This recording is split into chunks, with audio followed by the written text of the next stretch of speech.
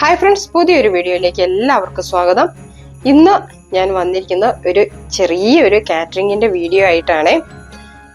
ഇടയ്ക്കിടയ്ക്ക് കാറ്ററിങ്ങിന് പോകുന്നത് കൊണ്ട് റെസിപ്പീസൊക്കെ കണ്ടിന്യൂസ് ആയിട്ട് ഇടുന്നതിന് ചില ഗ്യാപ്പ് വരാറുണ്ട്.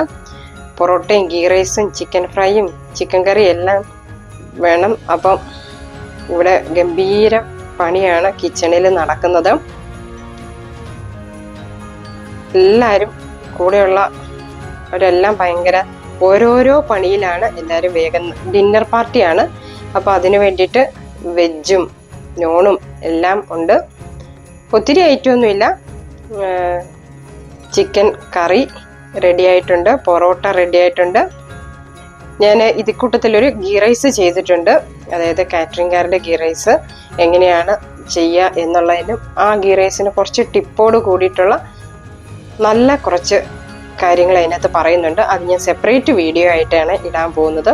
ചിക്കൻ ഫ്രൈ ഇവിടെ റെഡി ആയിട്ടുണ്ട്. അങ്ങനെ ഇനി വെജ് കൂടെയാണ് റെഡിയാക്കാനുള്ള. അതും കൂടെ റെഡി ആയാൽ നമ്മുടെ എല്ലാ സംഭവവും റെഡിയായി സെറ്റായിട്ടുണ്ട്. ഇനി ഇതെല്ലാം കൊണ്ടുപോയി റെഡിയാക്കി സ്ഥലത്ത് കൊണ്ടുപോയി എത്തിക്കണം. ഓപ്പൺ സ്പേസിലായിരുന്നു നമുക്ക് അവർ ഫുഡ്, ഒരു റെസിഡൻസ് അസോസിയേഷൻ്റെ പ്രോഗ്രാമാണ്. അപ്പോൾ അതിന് വേണ്ടിയിട്ട് ഉള്ളൊരു അറേഞ്ച്മെന്റ്സ് ആണ് ഇന്നിവിടെ ചെയ്തിരിക്കുന്നത്.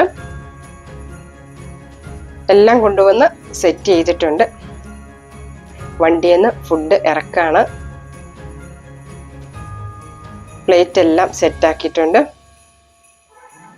ഇതെല്ലാം എൻ്റെ യൂട്യൂബ് എനിക്ക് തന്ന നല്ല ചാൻസ് ആണ് കേട്ടോ.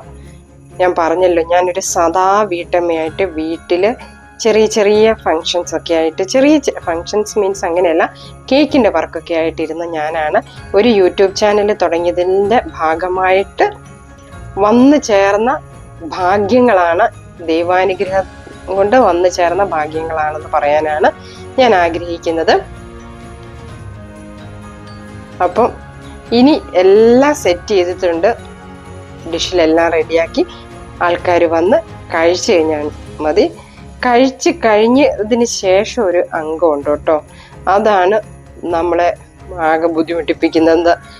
പണിയിൽ രാത്രിയൊക്കെ ആയി കഴിയുമ്പോഴത്തേക്കും പണിയൊക്കെ വേഗം തീർക്കാൻ വേണ്ടിയിട്ട് സ്റ്റാഫിനൊരു തിരക്കുണ്ടാവും. പിറ്റേ ദിവസം അവർക്ക് ഇതേപോലെ തന്നെ ഡ്യൂട്ടിക്ക് കയറേണ്ടതാണ്. അതുകൊണ്ട് നമ്മൾ കൂടെ എല്ലാ കാര്യത്തിലും നമ്മൾ അവരുടെ കൂടെ തന്നെ നിന്നാണ് റെഡിയാക്കുന്നത്. അല്ലാതെ നമ്മൾ മാറി നിന്ന് സ്റ്റാഫിനെ കൊണ്ട് ചെയ്യിക്കുക അങ്ങനത്തെ പരിപാടിയൊന്നുമില്ല.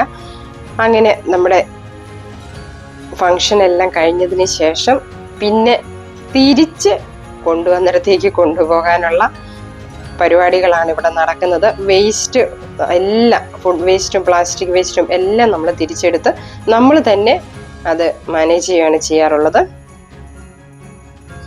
അപ്പോൾ ഇന്നത്തെ എൻ്റെ ഈ വീഡിയോ നിങ്ങൾക്ക് എല്ലാവർക്കും ഇഷ്ടപ്പെട്ടെന്ന് വിചാരിക്കുന്നു. ഇഷ്ടപ്പെട്ടെങ്കിൽ ലൈക്ക് ചെയ്യാനും ഷെയർ ചെയ്യാനും മറക്കരുത്.